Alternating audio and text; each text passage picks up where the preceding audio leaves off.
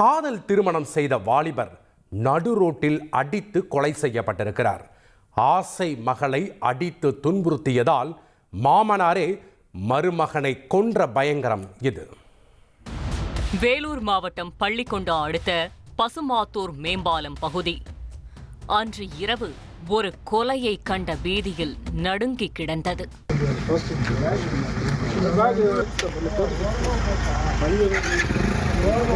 அங்கே தலையில் பலத்த காயங்களுடன் இரத்த வெள்ளத்தில் இறந்து கிடந்திருக்கிறார் ஒரு வாலிபர்.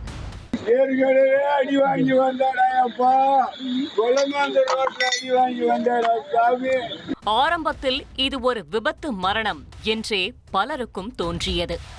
ஆனால் தலையில் இருந்த காயங்கள் நடந்திருப்பது கொடூரமான கொலை என்று காட்டிக் கொடுத்தன. கொல்லப்பட்டவர் பள்ளிக்கொண்டா அடுத்த அகரம்சேரி கொல்லமங்கலம் பகுதியைச் சேர்ந்த ராகவன். 30 வயதான இவரது மனைவி ஸ்வேதா. கடந்த 4 வருடங்களுக்கு முன்னர் இருவரும் காதலித்து திருமணம் செய்து கொண்டுள்ளனர். இந்த தம்பதிக்கு குழந்தை இல்லை. ராகவன் விவசாய வேலைகள் செய்து வந்த நிலையில் ஸ்வேதா கேவிக்குப்பம் அருகே உள்ள ஒரு தனியார் மருத்துவமனையில் செவிலியராக பணிபுரிந்து வருகிறார். இந்நிலையில்தான் சம்பவத்தன்று இரவு பணிக்கு சென்ற மனைவியை அழைத்து வருவதற்காக இருசக்கர வாகனத்தில் பள்ளிக்கொண்டாவிலிருந்து கேவிக்குப்பம் சென்றுள்ளார் ராகவன். அப்போதுதான் பசுமாத்தூர் மேம்பாலம் அருகே பின்னால் இருசக்கர வாகனங்களில் வந்த மர்ம நபர்கள் ராகவனை வழிமறித்து தலையில் பலமாக தாக்கி கொலை செய்துவிட்டு தப்பி ஓடியிருக்கிறார்கள். இதுகுறித்து ராகவனின் மனைவி ஸ்வேதா அளித்த புகாரின் பேரில் கேவிக்குப்பம் போலீசார் விசாரணையை தொடங்கினார்கள். அந்த பகுதியில் இருந்த சிசிடிவி காட்சிகளை ஆய்வு செய்ததில் 2 பைக்கில் மர்ம நபர்கள் ராகவனை பின்தொடர்ந்து சென்றது தெரியவந்தது.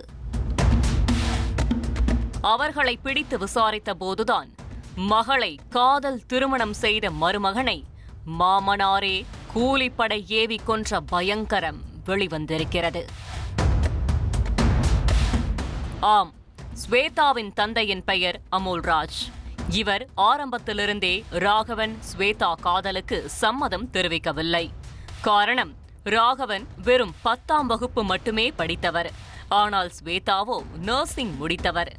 இதனால் படிக்காத மாப்பிள்ளைக்கு மகளை மனம் முடித்து கொடுக்க மறுத்துள்ளார்.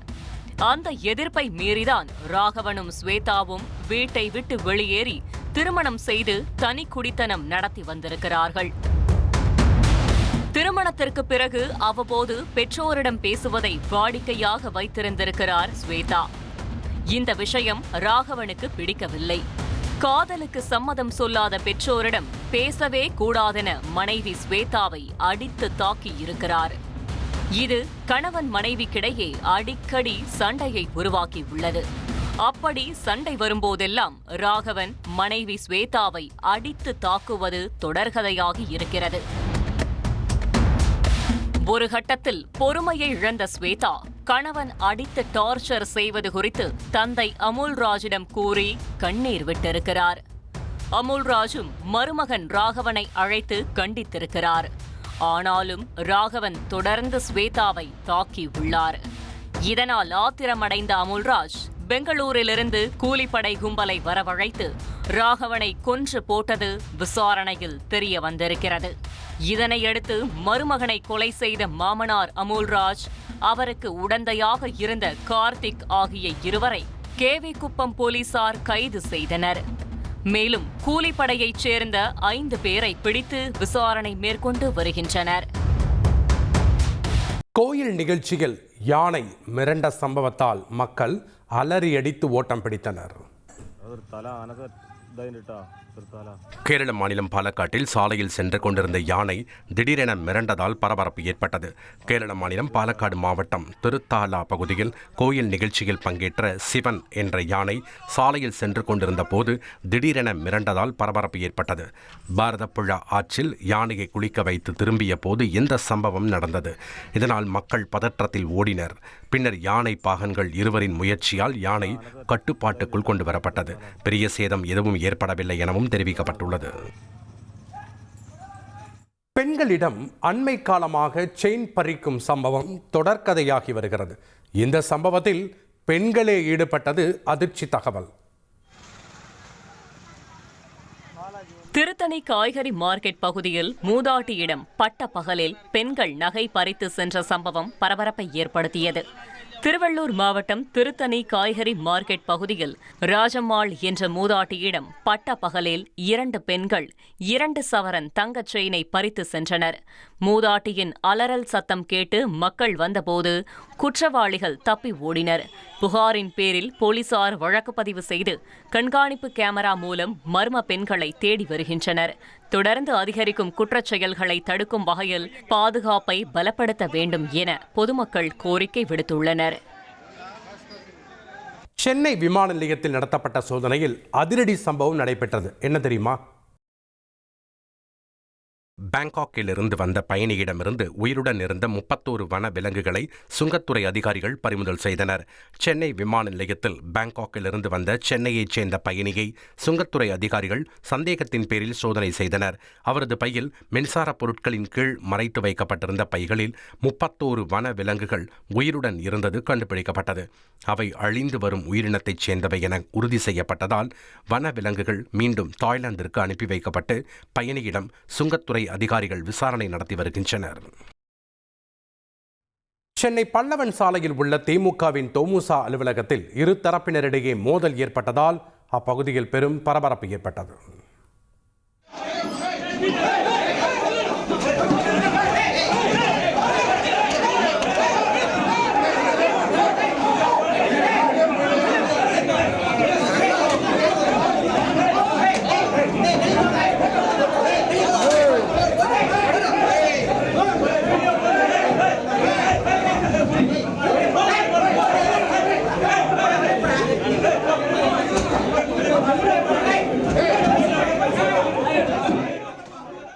நாய்கள் துரத்தியதால் துள்ளியோடிய மானுக்கு நடந்தது என்ன? ஏரல் அருகே பெருங்குளத்தில் நாய்கள் துரத்தியதில் கம்பிவேலியில் சிக்கிய குட்டி மானை வனத்துறையினர் மீட்டனர். திருநெல்வேலி தூத்துக்குடி 4 வழிச்சாலை அருகிலுள்ள வல்லநாடு வெளிமான் சரணாலயத்திலிருந்து தண்ணீர் தேடி குட்டி மான் ஒன்று வந்தது. இந்த மான் பெருங்குளத்தில் நாய்கள் துரத்தியதால் கம்பிவேலியில் சிக்கியது. இதுகுறித்து தகவல் அறிந்த வனத்துறையினர் விரைந்து சென்று மானை மீட்டனர். வனவிலங்குகள் அதிகம் வருவதால் பெருங்குளம் பகுதியை பாதுகாக்கப்பட்ட வனப்பகுதியாக அறிவிக்க கிராம மக்கள் கோரிக்கை விடுத்துள்ளனர். தங்கத்தின் விலை அதிகரிக்க இதுபோன்ற சட்டவிரோத செயல்கள் நடப்பது வழக்கமாகிவிட்டது. ஆனால் இதனை தடுப்பது மிகவும் அவசியம். என்ன நடந்தது? தந்தி டிவி செய்தி எதிரொலியாக கூடலூர் வனப்பகுதியில் சட்டவிரோதமாக செயல்பட்டு வந்த 50க்கும் மேற்பட்ட சுரங்கங்கள் மூடப்பட்டன. நீலகிரி மாவட்டம் கூடலூர் அருகே உள்ள தேவாலா பகுதியில் ஆங்கிலேயர் ஆட்சி காலத்தில் தங்க சுரங்கங்கள் செயல்பட்டு வந்ததாக கூறப்படுகிறது. இந்நிலையில் வனப்பகுதிக்குள் உள்ள மலைகளை குடைந்து புதிய தங்க சுரங்கங்களை அமைக்கும் பணிகளில் ஒரு கும்பல் ஈடுபட்டு வருவதாக தந்தி டிவியில் சிறப்பு செய்தி தொகுப்பு வெளியானது. மலைகளை குடைந்து பல அடி ஆழத்துக்கு சுரங்கங்கள் தோண்டப்பட்டது ஆதாரத்துடன் வெளியிடப்பட்டது. இதுகுறித்து வருவாய் கோட்டாட்சியரிடம் நீலகிரி மாவட்ட ஆட்சியர் அறிக்கை கேட்டுள்ள நிலையில் சுமார் 40க்கும் மேற்பட்ட வனத்துறை பணியாளர்களுடன் சென்ற அதிகாரிகள் சுரங்கங்கள் அமைக்கப்பட்டது குறித்து ஆய்வு நடத்தினர். 50க்கும் மேற்பட்ட தங்க சுரங்கங்கள் வெட்டப்பட்டதை உறுதி செய்த அதிகாரிகள் அனைத்தையும் மூட உத்தரவிட்டனர். சுரங்கங்கள் தோண்ட பயன்படுத்தப்பட்ட பொருட்கள் அனைத்தையும் கைப்பற்றி தீயிட்டு கொளுத்தினர். கடை மீது லாரி மோதிய சம்பவம் பரபரப்பை ஏற்படுத்தியது. காஞ்சிபுரம் மாவட்டம் ஸ்ரீபெரும்புதூர் பஸ் நிலையம் அருகே கண்டெய்னர் லாரி சலூன் கடை மீது மோதி சாலையின் நடுவே நின்றதால் போக்குவரத்து பாதிப்பு ஏற்பட்டது. நீண்ட நேரம் லாரி சாலையின் நடுவே நின்றதால் பஸ் நிலையத்திலிருந்து 3 கிலோமீட்டர் தூரத்திற்கு வாகனங்கள் அணிவகுத்து நின்றது. இதனால் போக்குவரத்து பாதிக்கப்பட்டது. போக்குவரத்தை சீர் செய்ய நீண்ட நேரமாகியும் போக்குவரத்து போலீசார் வராததால் மக்கள் அதிருப்தியடைந்தனர். சுற்றுலா செல்ல ஆசைப்படுவது தவறில்லை. ஆனால் சில மோசடி நிறுவனங்களை நம்பக்கூடாது என்பதை இந்த சம்பவத்திலிருந்து நாம் தெரிந்து கொள்ள வேண்டும். சுற்றுலா அழைத்துச் செல்வதாக கூறி இன்ஸ்டாகிராம் உள்ளிட்ட சமூக ஊடகங்களில் விளம்பரம் செய்து 16 லட்சம் ரூபாய் மோசடி செய்த டிராவல்ஸ் உரிமையாளர் கைது செய்யப்பட்டார். சென்னை 1000 விளக்கு பகுதியில் செயல்பட்டு வந்த தனியார் டிராவல்ஸ் நிறுவனம் மதுரை மாவட்டத்தைச் சேர்ந்த 11 பேரிடம் தாய்லாந்து சுற்றுலா அழைத்துச் செல்வதாக கூறி 14 லட்சம் ரூபாய் பெற்றதாக கூறப்படுகிறது. இதேபோல் சென்னையைச் சேர்ந்த 49 பேரிடம் காஷ்மீர் அழைத்துச் செல்வதாக கூறி பணம் வசூலித்ததாகவும் தெரிகிறது. இந்நிலையில் 1000 விளக்கு பகுதியில் செயல்பட்டு வந்த அலுவலகம் திடீரென மூடப்பட்டதால் பாதிக்கப்பட்டவர்கள் அளித்த புகாரின் பேரில் தலைமறைவாக இருந்த டிராவல்ஸ் உரிமையாளர் ராஜாதுரை கைது செய்யப்பட்டார். இன்ஸ்டாகிராம் உள்ளிட்ட சமூக வலைதள விளம்பரங்கள் மூலம் தொகுப்பு சுற்றுலா என்ற பெயரில் பணம் வசூலிக்கும் நிறுவனங்களை பொதுமக்கள் சரிபார்த்து மட்டுமே அணுக வேண்டும் என்று போலீசார் எச்சரிக்கை விடுத்துள்ளனர். ஹோட்டலில் வைத்து இளம்பெண்ணை உல்லாசத்திற்கு அழைத்த 68 வயதான ஓய்வு பெற்ற டபேதார் அதிரடியாக கைது செய்யப்பட்டுள்ளார். பிரச்சனையை தீர்ப்பதாக கூறி அப்பாவி பெண்ணிடம் ஆபாச வேலையில் ஈடுபட்ட சம்பவத்தின் பின்னணி என்ன?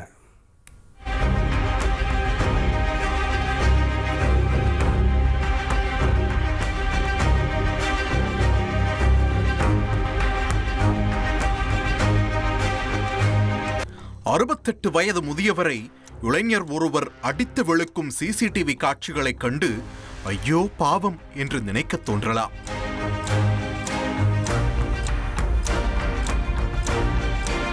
ஆனால் அந்த முதியவர் செய்த செயலை கேட்டால் உங்களுக்கே ஆத்திரம் பீரிடும்.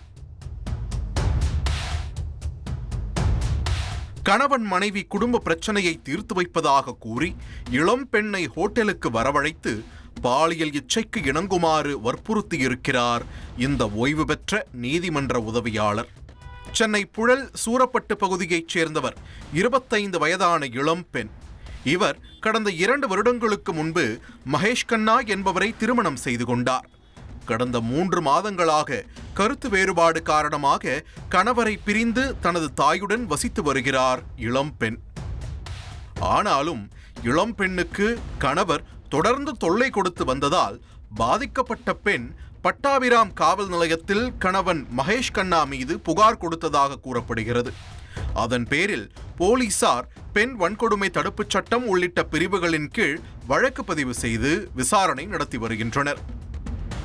இந்நிலையில்தான் கடந்த 10ஆம் தேதி அன்று இளம் பெண்ணை செல்போனில் தொடர்பு கொண்டு பேசிய நபர் ஒருவர் உன்னுடைய கணவர் மகேஷ் கண்ணாவின் வழக்கறிஞர் என்று அறிமுகம் செய்து கொண்டு உன் குடும்ப பிரச்சனையை நான் தீர்த்து வைக்கிறேன் என கூறி ஆறுதலாக பேசியிருக்கிறார். மேலும் வழக்கு தொடர்பாக உன்னுடன் கொஞ்சம் நேரில் பேச வேண்டும், ஆகையால் பெரம்பூர் பகுதியில் உள்ள தனியார் ஹோட்டலுக்கு வருமாறு இளம்பெண்ணை அழைத்துள்ளார். இதனை நம்பிய இளம்பெண் உடனே அந்த ஹோட்டலுக்கு சென்றுள்ளார்.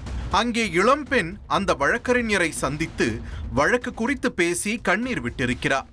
அதை சாதகமாக பயன்படுத்திக் கொண்ட வழக்கறிஞர் குடும்ப பிரச்சனையை நான் பார்த்துக் கொள்கிறேன், இரவு என்னுடன் ஹோட்டல் அறைக்கு வரவேண்டும் என்று ஆபாசமாக பேசி அத்துமீற முயன்றுள்ளார். இதனால் அதிர்ந்து போன இளம்பெண் கத்தி கூச்சலிட்டிருக்கிறார். உடனே அருகில் இருந்தவர்கள் ஓடி வந்து அந்த வழக்கறிஞரை பிடித்து அடித்து வெளுத்திருக்கிறார்கள்.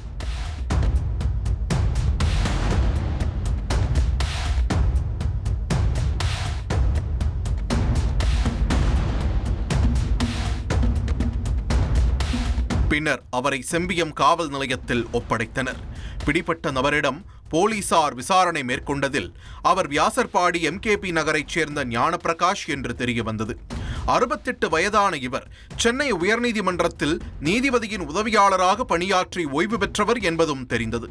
மேலும் முதியவர் ஞானப்பிரகாஷ் இளம்பெண்ணுக்கு ஏற்பட்ட குடும்ப பிரச்சனையை சாதகமாக்கி அவரை உல்லாசத்திற்கு அழைத்து தொல்லை கொடுத்ததும் விசாரணையில் வெளிவந்தது. இதைத் தொடர்ந்து போலீசார் ஓய்வு பெற்ற நீதிமன்ற உதவியாளர் ஞானப்பிரகாஷ் மீது வழக்கு பதிந்து கைது செய்தனர். ஜெயின் கோயில்களை மட்டும் குறிவைத்து கொள்ளையடித்து வந்த 60 வயது கில்லாடி முதியவரை போலீசார் 1 வருடத்திற்கு பின்னர் கைது செய்துள்ளனர். பிள்ளைகளுக்கு சொத்து சேர்த்து வைக்க கொள்ளை சம்பவத்தில் ஈடுபட்ட கேடி சிக்கியது எப்படி? சென்னை சவுகார்பேட்டை மின்ட் தெருவில் உள்ளது ஸ்ரீ சந்திரபிரபு ஜெயின் நயா மந்திர் கோயில். கடந்த ஆண்டு காதலர் தினத்தன்று கோயிலில் சாமி சிலைக்கு அணிவித்திருந்த 10 கிலோ எடையுள்ள 5 வெள்ளி கிரீடங்கள் 600 கிராம் எடையுள்ள தங்க பட்டைகள் ஆகியவை கொள்ளை போனது. இதுகுறித்து கோயில் பூசாரி யானைக்கவுனி காவல் நிலையத்தில் புகார் அளித்ததன் பேரில் போலீசார் வழக்கு பதிந்து சம்பவ இடத்தில் பதிவான சிசிடிவி காட்சிகளை ஆய்வு செய்தனர். அதில் சாமியார் வேடமணிந்து டார்ச் லைட்டுடன் வந்த நபர் கோயிலில் புகுந்து கொள்ளையடித்து சென்றதும் பதிவாகியிருந்தது. தொடர்ந்து அந்த பகுதிகளில் இருந்த சிசிடிவி காட்சிகளை ஆய்வு செய்ததில் கொள்ளையடித்த நபர் சென்ட்ரல் வரை சென்றது தெரிய வந்தது. பின்னர் அங்கிருந்து நாசிக் செல்லும் ரயிலில் ஏறி தப்பியதையும் காவல்துறையினர் கண்டுபிடித்துள்ளனர். இருந்தபோதும் தமிழகத்திலிருந்து எஸ்கேப் ஆனவர் அதன் பிறகு எந்த மாநிலத்தில் தலைமறைவானார் என்பது தெரியவில்லை.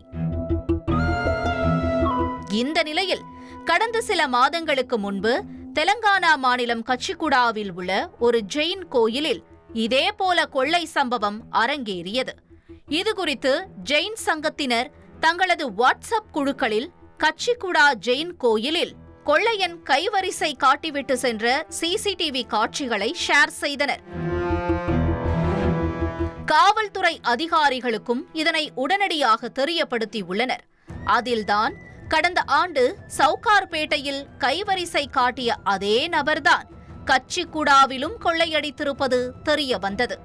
இதனையடுத்து யானைகவுனி காவல் ஆய்வாளர் தலைமையிலான போலீசார் தீவிர விசாரணை நடத்தியதில் பல்வேறு திடுக்கிடும் தகவல்கள் கிடைத்திருக்கிறது.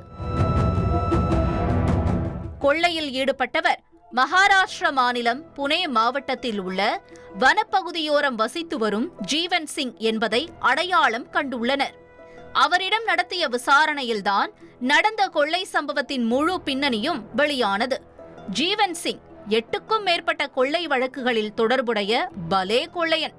60 வயதாகிறது. பஞ்சாப் மாநிலத்தை பூர்வீகமாக கொண்ட ஜீவன் சிங்கிற்கு திருமணமாகி 2 குழந்தைகள் உள்ளனர். கொள்ளையடித்த பணத்தில் சுகவாசியாக வாழ்ந்த ஜீவன் சிங் வயதான காலத்தில் ஓய்வெடுக்க திட்டமிட்டிருந்ததாக தெரிகிறது. ஆனால் திடீரென அவருக்கு HIV தொற்று இருப்பது உறுதியாக அதிர்ந்து போயிருக்கிறார். இதையடுத்து மருந்து மாத்திரைகள் வாங்குவதற்காகவும் பிள்ளைகளுக்கு மேற்கொண்டு சொத்து சேர்த்து வைக்கவும் திருட்டுத் தொழிலில் இறங்கியிருக்கிறார். முதலில் கர்நாடக மாநிலத்தில் வீட்டின் பூட்டை உடைத்து கொள்ளையடித்த போது பொதுமக்கள் அவரை பிடித்து போலீசில் ஒப்படைத்துள்ளனர். பின்னர் ஜாமீனில் வெளியே வந்த அவர் சாமியார் வேடமணிந்து ஜெயின் கோயில்களில் கொள்ளையடிக்க திட்டம் தீட்டி செயல்படுத்தி வந்திருக்கிறார். ஏற்கனவே கர்நாடகாவில் உள்ள ஜெயின் கோயில்களில் கொள்ளையடித்த வழக்குகளில் கைதாகிய ஜீவன் சிங் சிறையில் இருந்துள்ளார். போலீசாரின் தொடர் நெருக்கடி காரணமாக அங்கிருந்து மகாராஷ்டிராவிற்கு இடம்பெயர்ந்துள்ளார். கர்நாடகாவில் அலர்ட் ஆன காரணத்தால் தன்னுடைய இலக்கை தமிழகத்திற்கு திருப்பியுள்ளார் இந்த ஜீவன் சிங். அதன்படி சவுகார்பேட்டை ஜெயின் கோயிலில் கைவரிசை காட்டிவிட்டு கொள்ளையடித்த நகைகளை நவி மும்பை அடுத்த பேலாப்பூர் பகுதியைச் சேர்ந்த ரியல் எஸ்டேட் தொழிலதிபரான ராஜ்பாவ் ரத்தோர் என்பவரிடம் கொடுத்து அதற்கு கைமாறாக பட்டா நிலம் கேட்டுள்ளார். ஆனால் ரியல் எஸ்டேட் அதிபர் இது போதாது, இன்னும் நகை பணம் கொண்டு வந்தால்தான் இடம் தருவேன் என கூறியதால் தெலங்கானா மாநிலம் கச்சிகுடாவிலும் ஜீவன் சிங் கைவரிசை காட்டியுள்ளது விசாரணையில் உறுதியாகியுள்ளது. கொள்ளையன் கொடுத்த தகவலின் பேரில் ரியல் எஸ்டேட் அதிபரையும் சென்னை போலீசார் கைது செய்து புனேவில் உள்ள நீதிமன்றத்தில் ஆஜர்படுத்தியுள்ளனர். ஜீவன் சிங்குக்கு மட்டும் டிரான்சிஸ்ட் வாரண்ட் கொடுத்த நீதிபதி தொழிலதிபர் ராஜ்பாவ் ரத்தோரை ஜாமீனில் விடுவித்துள்ளார். இதையடுத்து கொள்ளையனை மட்டும் சென்னை அழைத்து வந்து ஜார்ஜ் டவுன் நீதிமன்றத்தில் ஆஜர்படுத்தி புழல் சிறையில் அடைத்துள்ளனர்.